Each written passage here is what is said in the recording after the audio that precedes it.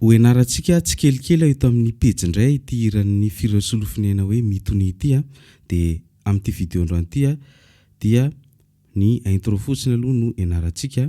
Ho atoroko anao ny ato amin'ny main droite dia ho atoroko anao ihany koa ny ato amin'ny main gauche rehetrarehetra ka ary ohatrany ary ny vidéo dia asadino ny manao partage. Manao rentsika zao le re mahazatra antsika dia tsoahantsika ilay majeur. Ny ato amin'ny main droite aloha ohatra zao hoe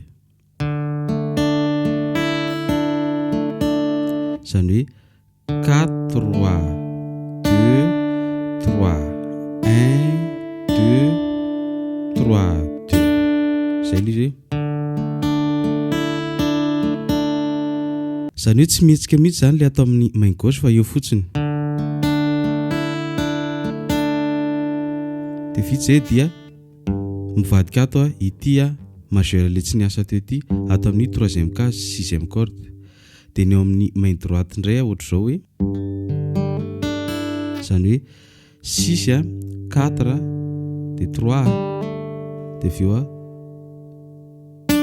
2 1 2 3 2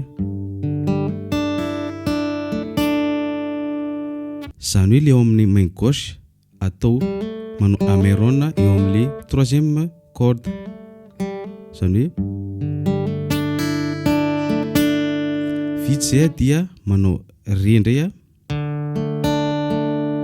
ny fitendrin'izay indray dia 4 3 2 3 dia aveo ato amin'ny première corde dia première corde dia première corde zany hoe eo amin'io cas io zany ohatra zao fotsiny le ato 3e case première corde dia 2e case première corde zany hoe iny le corde vide miala fotsiny zany atambatra lohatra eo zany.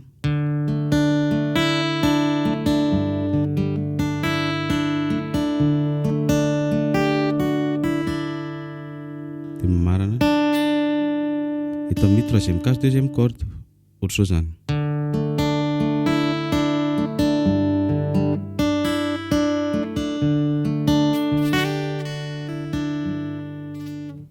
Atambatsika ary